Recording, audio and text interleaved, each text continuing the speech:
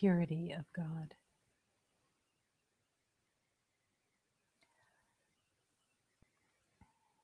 The purity of God is not necessarily what is thought of as purity within the world.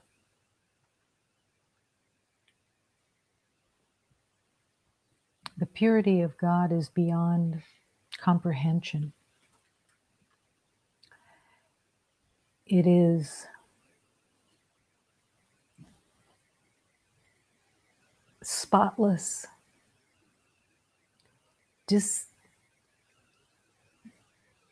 disconnected, unconnected from everything that the ego has made in the name of separation. Everything that is temporary was made by the mind of separation. And the universal love, the power of creation,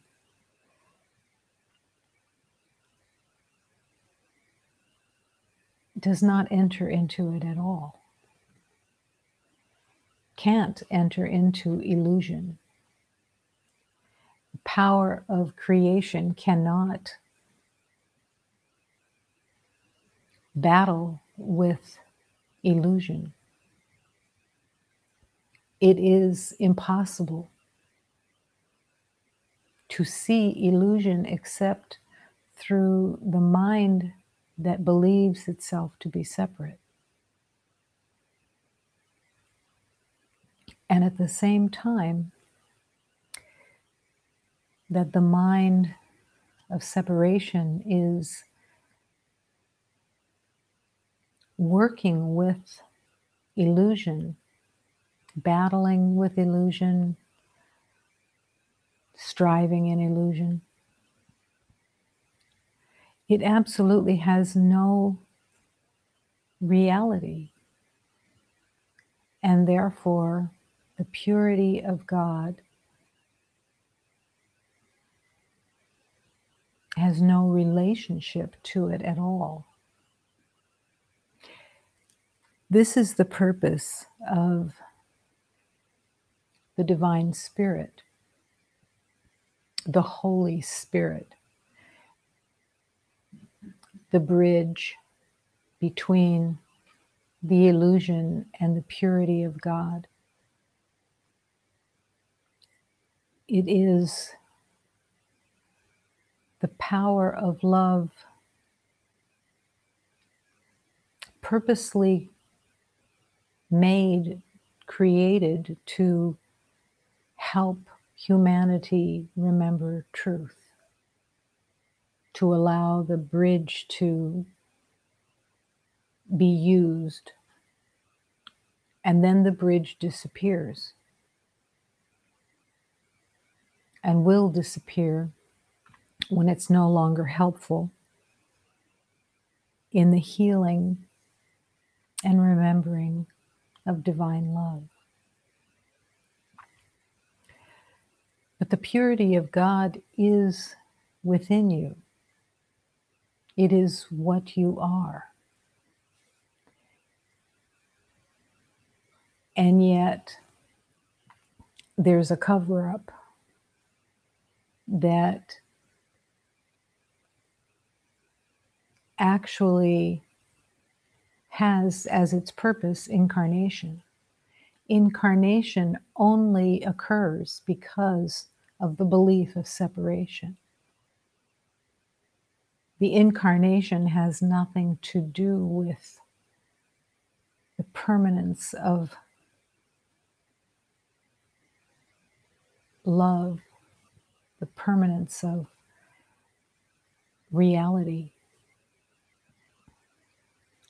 Incarnation is only a product of the belief in illusion and will also disappear when everyone awakens.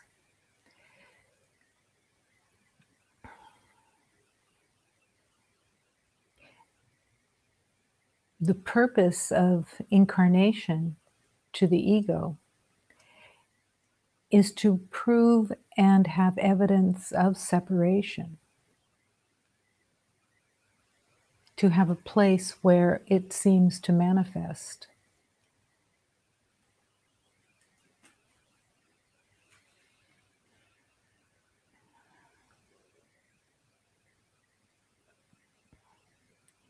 The purpose of incarnation in its idea of being a body, a separate self, reminds constantly, daily, moment to moment, that you are separate, that there is a separate I that lives a life in separation.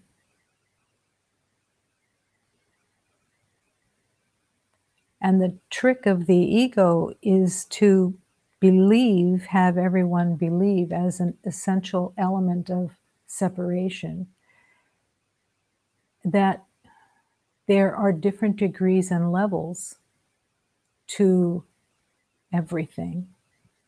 And those degrees and levels and differences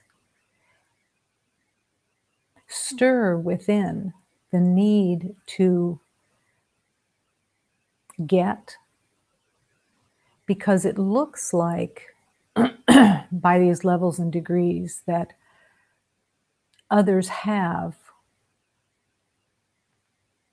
identities, stories that look better than each one that seems to see that something else is better.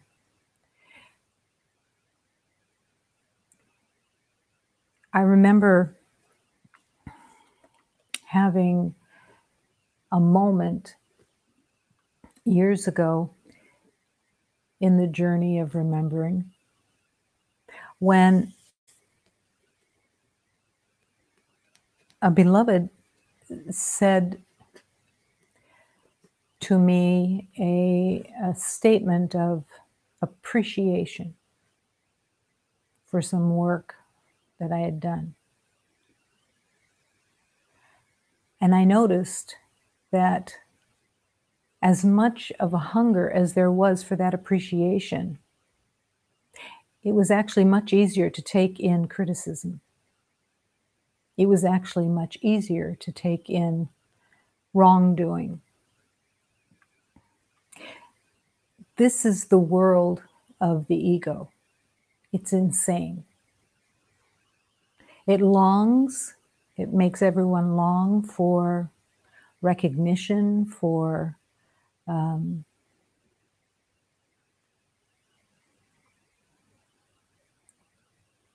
love in all of its different perceptions. But it's almost as if criticism and attack and judgment are easier. This is the upside downness. This is the insanity. First is the belief that the criticism is real, that someone's opinion, no matter what it is, could have any validity at all coming from a false identity.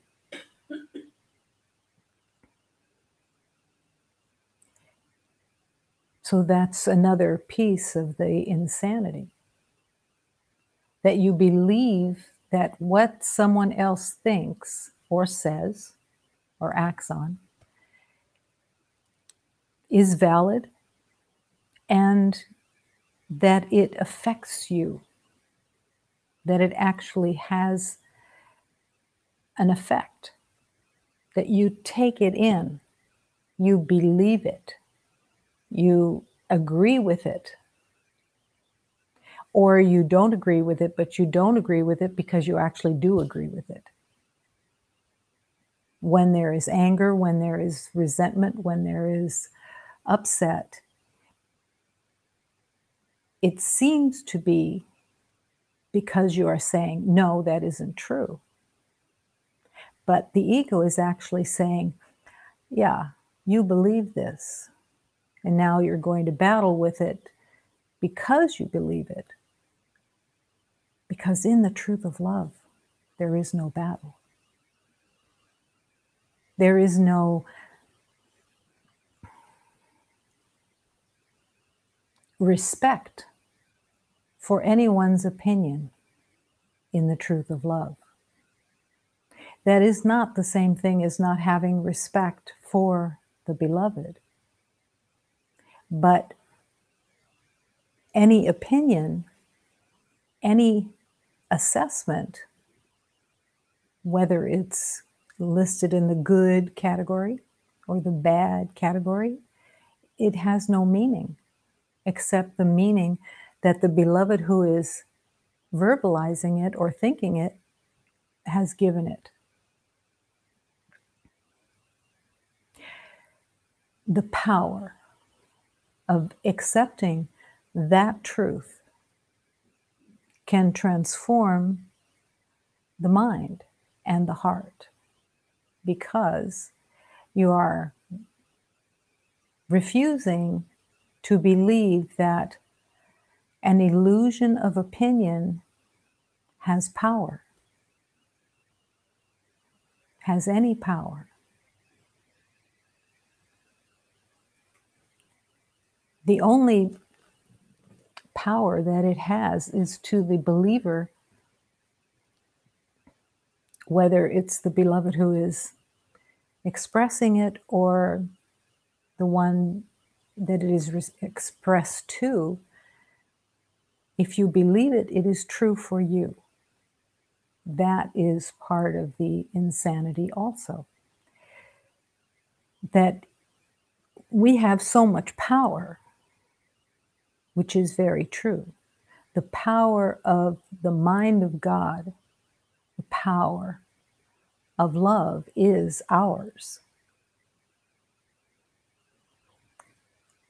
And even when it's being used for illusion, it is the power that you give it.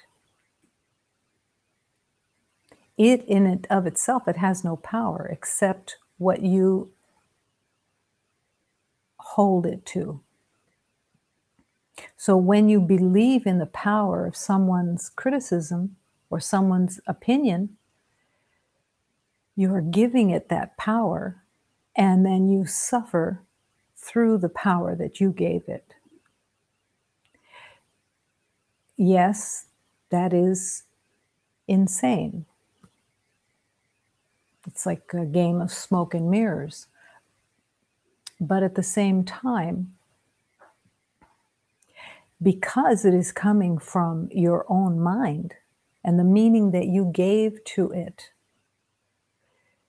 it is also that you have the power to change your mind about your mind. That you can refuse the made up opinions from wherever they come. At the base of this awareness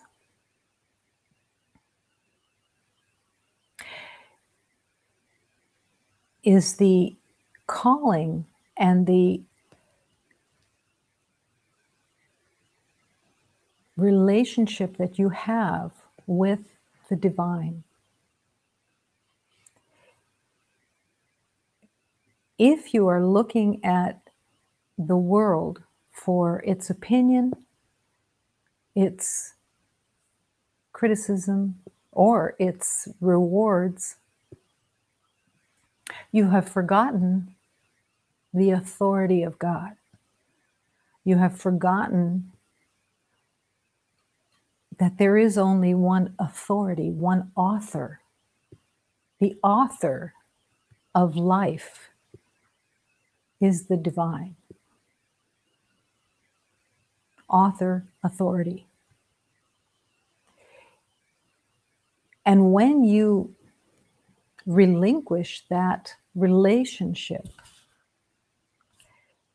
you are automatically in suffering because you have relinquished or forgotten the source of your creation, the, the, the nourishment of your creation. And it isn't that the divine power of love retreats from you, taking back the blessings. No. It is our choice to close the door to the authority of love, to the creator of your divine self. And when you're not in communion with creation, you feel that lost place. You feel lost because you can't communicate, commune. Communication is not a verbal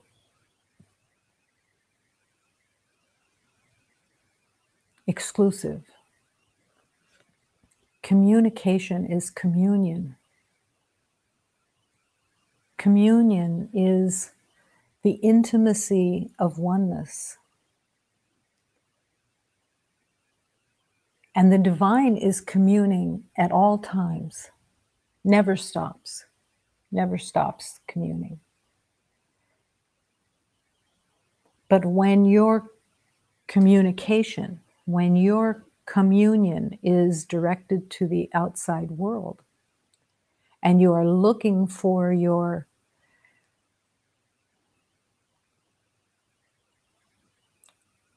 identification,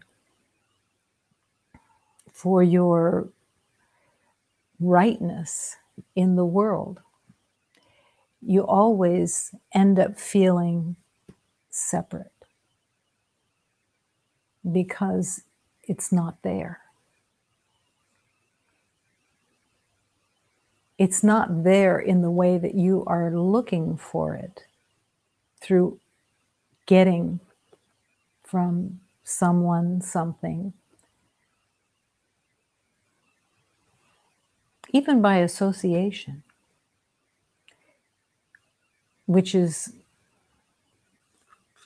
a strange, prideful relationship of association. It's like having a dog, and you pick the dog because of the breed. You pick the dog because of its stature. You pick the dog because it's popular, a popular breed. And there's some place in your mind that's saying, I think this is impressive. I'm going to be more impressive because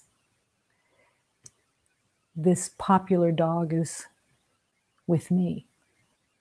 It will show my higher intelligence. It will show my good taste, and that I'm worth being with in some small way. This is going to add to my itinerary of important elements.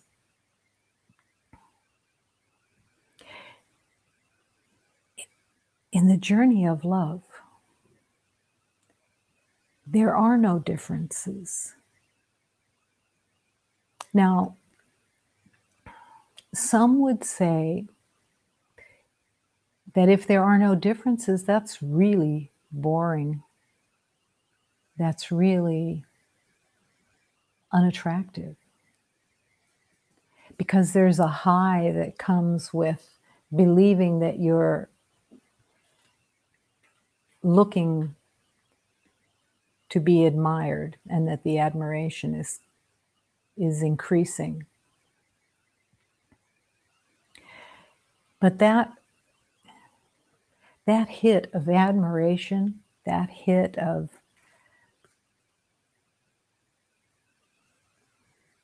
importance,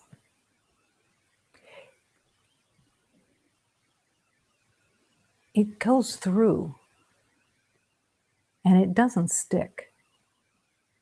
And then you keep looking for it again because you got it. You got just enough of a hit of it that it felt like a high. And a high is the same high that comes from any part of addiction. Addiction is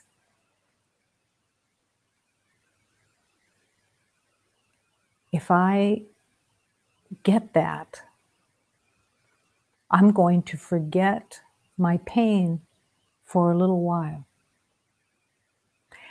This could be alcohol, could be drugs of any kind, could be status, could be buying things, could be gambling, doesn't matter. It's a getting that gives you a better feeling about yourself, you think, and it makes you forget because getting pleasure is always the running from fear. It's always to escape from fear, from pain, the belief in pain, which is fear.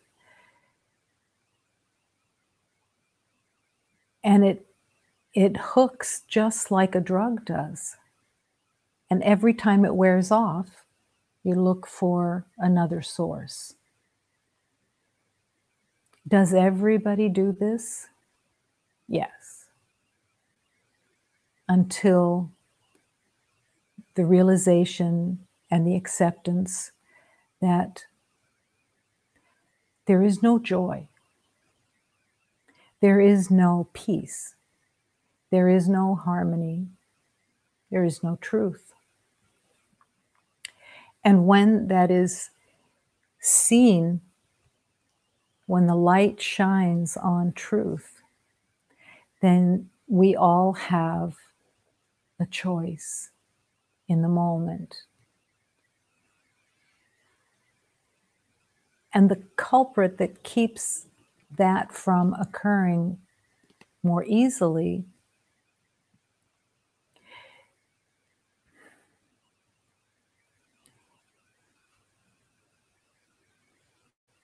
is the belief that you're going to sacrifice something by not having that pleasure, that getting, because it's a full-time job. It's a full-time job to try to get. It never leaves your intention, your unconscious intention.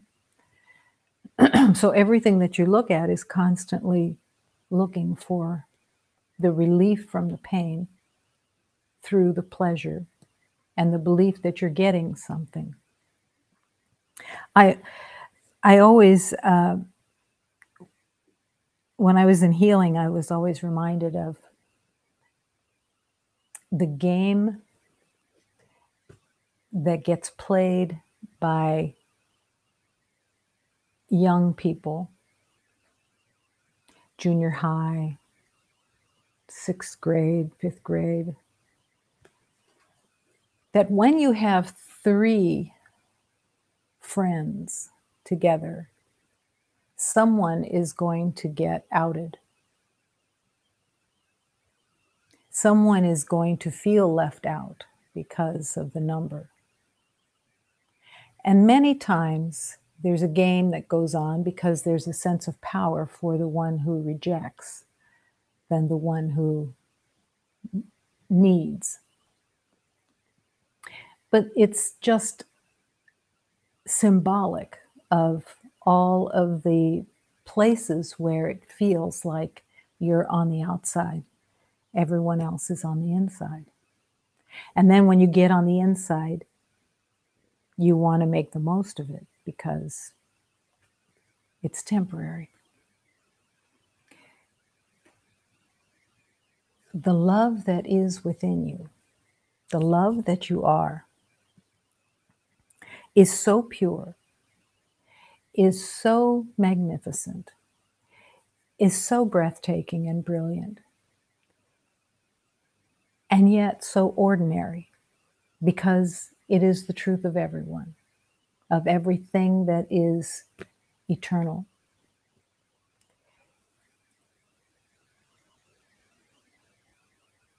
And in that oneness, you finally discover the truth of love. And it has absolutely nothing to do with that seeking that you spent in the world. It is finally where it would be the same feeling exactly that you would walk through the desert for 40 years looking for truth and finally coming to the resting place where truth is found. And you rest in the truth of love, joyously, happily, without any concern for outcome, for opinions, for winning. Nothing can disturb the truth of love. And that is your natural state in the purity of God.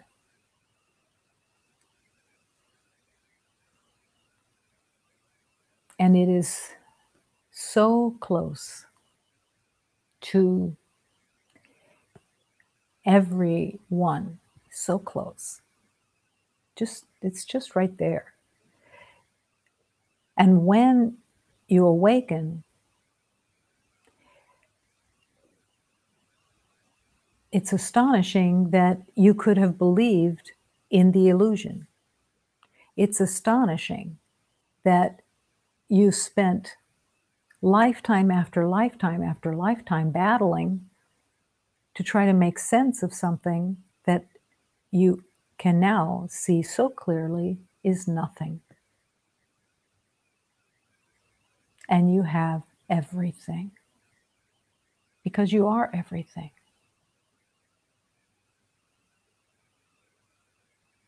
The purity of God. It is what you are, and it never changes. It's always brilliant. It's always the strength of love.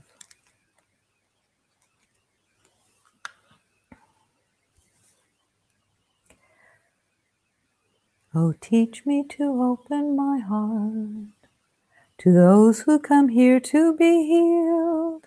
Oh, teach me to open my heart to this love, to heal all this pain of this world.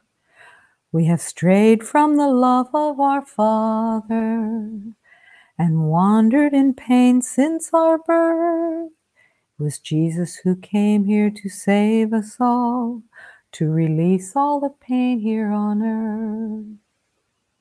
Oh, my mother, the queen of the sea, it's your love that I feel inside me. Teach me to love from the depth of my heart, to heal all the pain that I see. My Father is here with his love. He knows how to care for us all. He loves everyone who has answered this call, all those who have answered this call.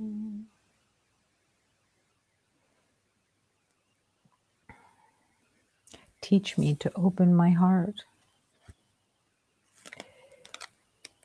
so essential to ask for the help of opening the heart.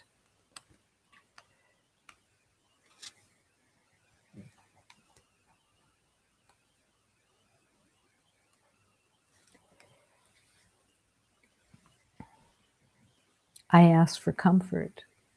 I ask for comfort from the kings and from the queens. I ask for comfort from the heavens, the forest, and the sea. I ask for comfort from all divine beings to come and illuminate me. I ask for comfort from all the princes and the princesses of the divine realms. I ask for comfort from the heavens, the forest, and the sea. I ask for the light to come and illuminate me so that I can remember. I ask for comfort from the angels. I ask for comfort from the saints. I ask for comforts from all divine beings that are waiting to be met, the heavens, the forest, and the sea. I ask for the light to come and illuminate.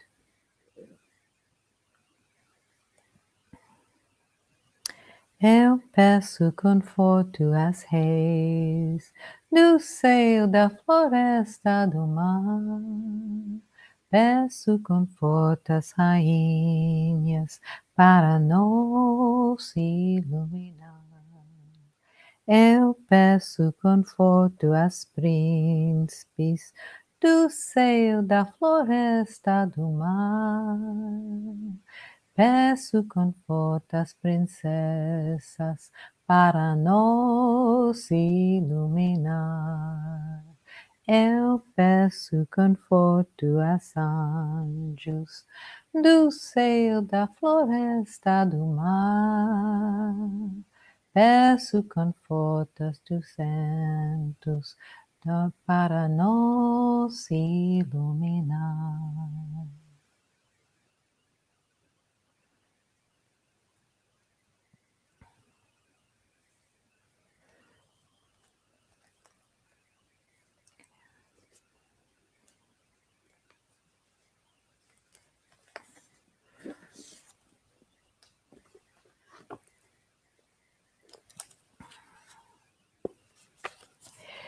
If you don't stop that. I used to live in a cramped house with confusion and pain. And then I met the friend and started getting drunk and singing all night.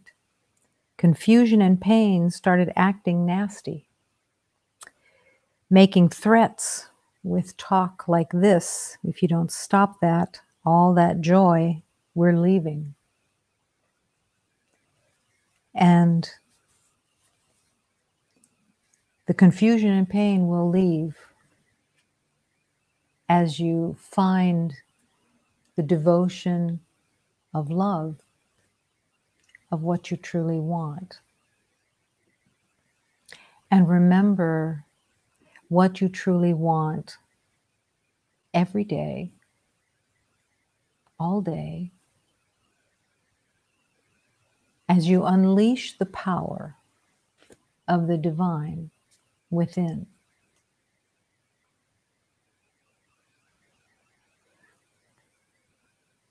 I used to live in a cramped house with confusion and pain. It's easily written, these words, because it applies to everybody. Everyone has lived in the house, a cramped house of confusion and pain. It's just being able to recognize it for what it is, and then choosing the truth of love, the friend, moment to moment.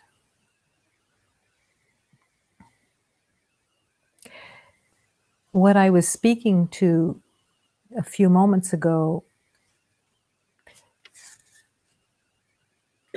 the about me syndrome of the false identity, the me, is what is considered to be what you defend, what you hate, and what you depend on. The identity of a separate self.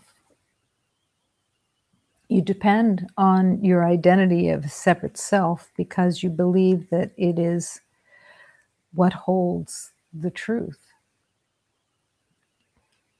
There is a condition in the ego structure that is known as narcissism, the narcissism of the me.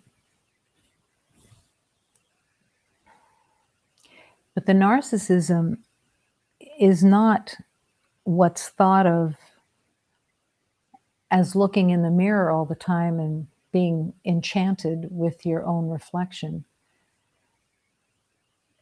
That can be a small little sliver of it, but for the most part, narcissism is fear. It's a fear that you have to be alert and protect and defend the me. So everything becomes centered in that identity. What about me? Except that it has no love. So it's run by fear. And it's always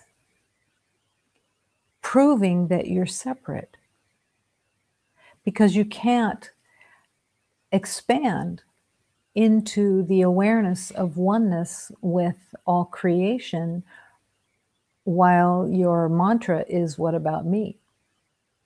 This is actually why so many spiritual teachings, so many spiritual paths are about the expansion of seeing every beloved and every element of that is permanent and eternal. It's part of you. It's you. There is no you and it. There is you in the you of wholeness. I use the example a couple of times that if you have someone that you consider close to you, or someone that you know at least somewhat, and you find out that they're either ill or that they're actually passing, and the outward expression of that can be concern. The outward expression can be caring and concerned about the other. But within, the mind is saying, what about me? How will I be affected by their sickness or their passing? And it's a very fearful place, because everybody wants to believe that there is a caring within, and that you would be caring about this other beloved. But in actuality, the fear takes over. And the first thought is, how is this going to affect me? It's everybody's. It's not limited to callous, cold people that, no. It's the narcissism that the ego created to keep you separate. If the ego has done a good job, every thought comes of survival. Every thought comes about, how is this going to affect me, and how am I going to be okay, protected, when things are going on the outside that I'm afraid of. I'm afraid because I see myself as alone, without an island. And then the shame and guilt comes in for the narcissism, because remember, this is about insanity.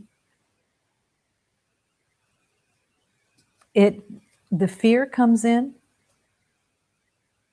the shame comes in, the guilt comes in for not being a nice person that cares about others, because it all comes back to me. And there is shame and guilt with that. That's also the ego's speciality, because it's really easy. You already felt the embarrassment within of thinking about yourself when someone else is passing. But that's the ego's ploy, is to keep you upset, disturbed, disconnected.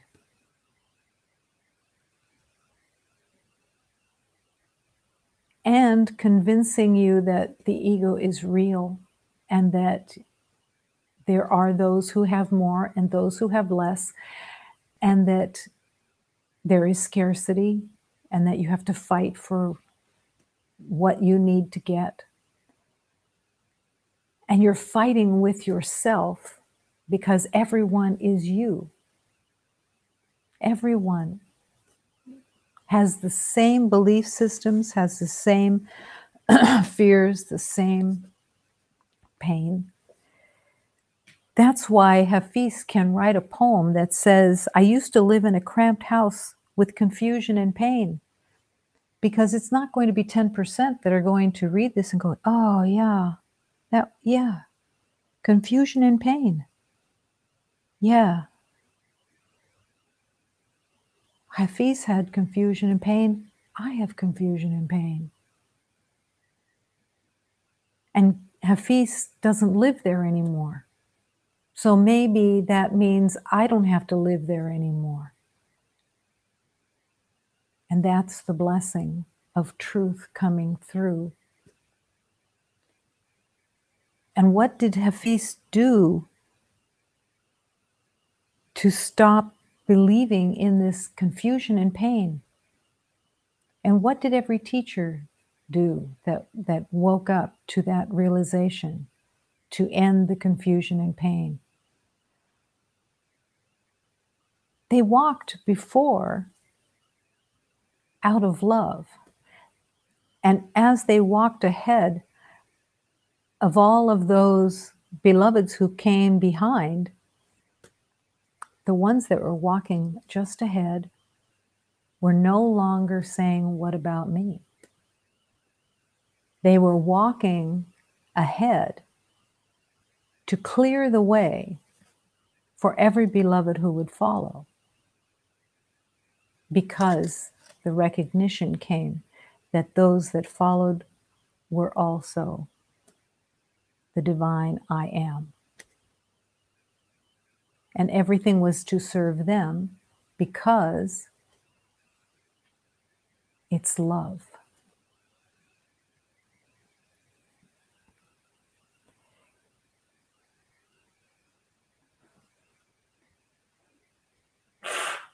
Narcissism is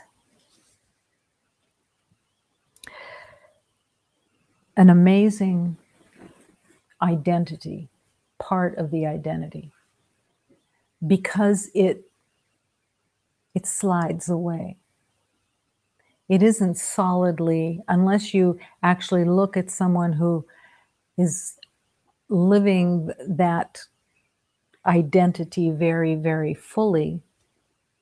Most of us, I certainly did, I was able to, as soon as it would show up, come back to the face of concern.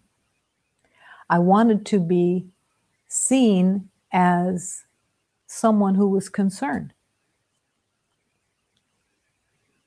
But when the what about me keeps talking inside, at some point you have to see and meet that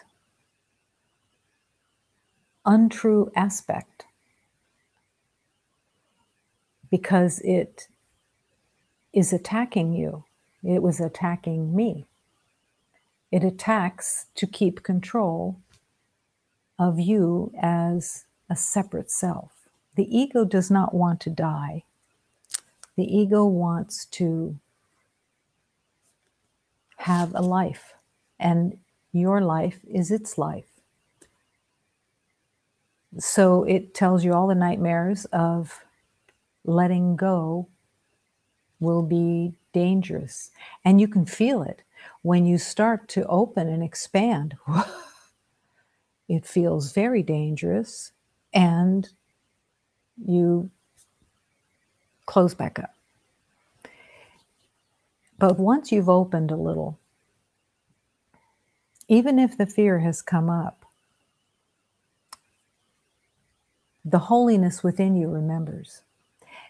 And the holiness within you says, okay, again, let me open again and again and again and again and again. And every time you open, there's less fear. You expand a little bit more. And what you end up discovering in that expansion is that you're opening to the mysteries of the universe that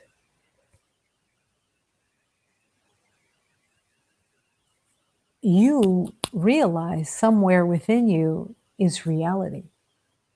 And you start opening to it, just the slivers, but you're opening every time, a little bit more.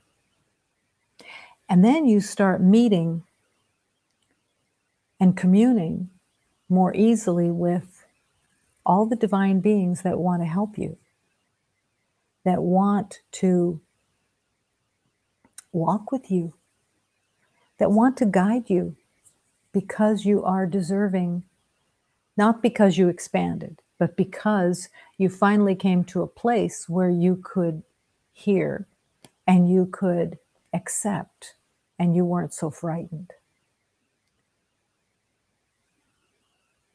And the more you listen, the more you learn of a world, of a universe that is one with you. You're not a stranger in the universe. You are at home in the universe. But that expansion is necessary. The trust, the faith has to be part of your willingness to see things differently, to be corrected, to learn the way of love.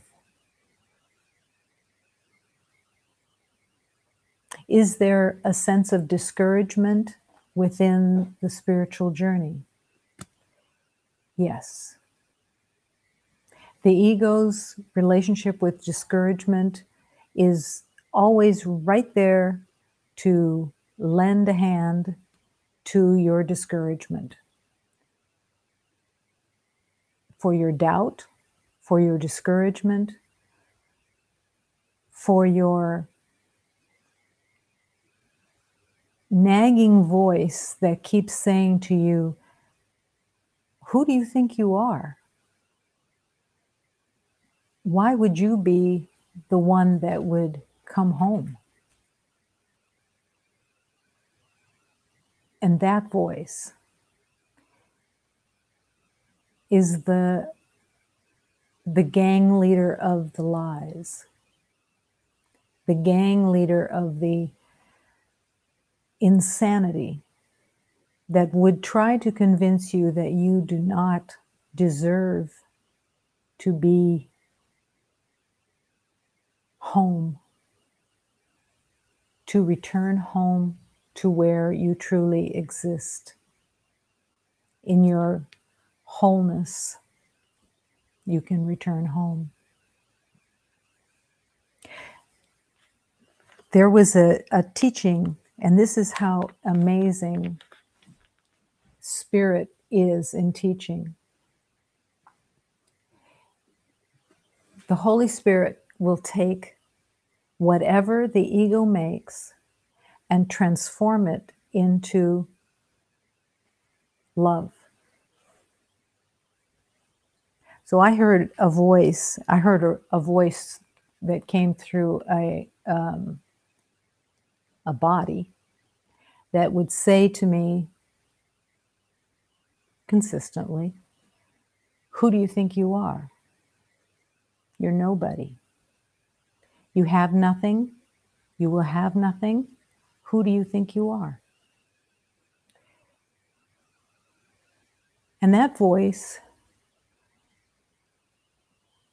came with me, and I heard it all the time. Who do you think you are? Get back down there and be nothing. Who do you think you are?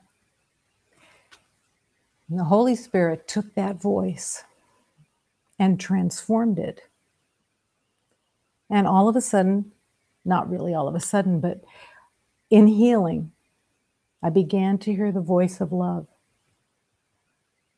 Who do you think you are? You're the light of God. Nothing else is true. That is the transformation that the Holy Spirit will take anything in this world and transform it into the blessed truth. This is not unique. This is not exclusive. This is clear. Whatever voice you entertain, whatever voice you have believed in, not because you're a victim of the voice, but because this was your belief and you've carried it with you, and now no more. And you surrender it into the hands of God, into the authority of love, and you want it transformed because it is God's will for you. And whatever it is, let it be transformed. God's love is the purity of the universe, and you are that purity. Who do you think you are? You're the light of God. Hold it with reverence, hold it with acceptance, hold it with respect, hold it with honoring. It is God's light. That is who you are. That is what you are. Nothing else is true. Only love.